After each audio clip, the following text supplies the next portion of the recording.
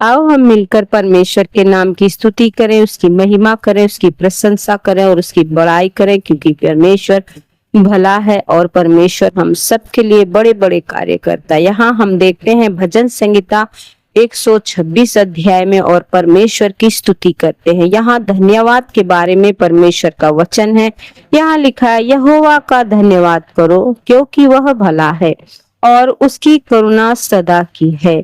जो ईश्वरों का परमेश्वर है उसका धन्यवाद करो, उसकी करुणा सदा की है। जो प्रभुओं का प्रभु है उसका धन्यवाद करो, उसकी करुणा सदा की है। उसको छोड़कर कोई बड़े बड़े आश्चर्य कर्म नहीं करता, उसकी करुणा सदा की है। उसने अपनी बुद्धि से आकाश बनाया, उसकी करुणा सदा की है। उसने पृथ्वी को जल के ऊपर फैलाया, उसकी करुणा सदा की है।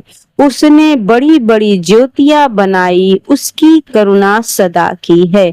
दिन पर प्रभुता करने के लिए सूर्य को बनाया, उसकी करुणा सदा की है।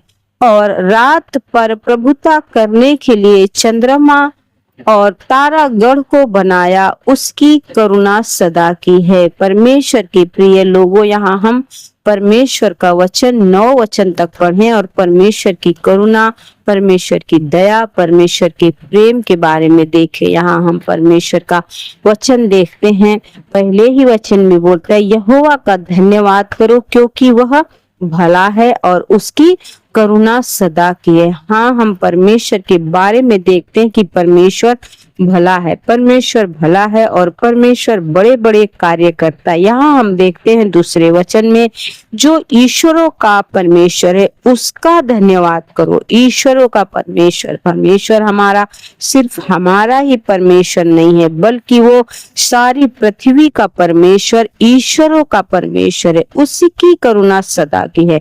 तीसरे वचन में हम देखते, जो प्रभुओं का प्रभु है उसका धन्यवाद करो, उसकी करुणा सदा की। यहाँ हमारे प्रभु यीशु मसीह प्रभुओं के प्रभु और राजाओं के राजा कहकर पुकारे गए हैं। प्रभुओं के प्रभु, राजाओं के राजा, सर्वशक्तिमान परमेश्वर करके पुकारे गए हैं।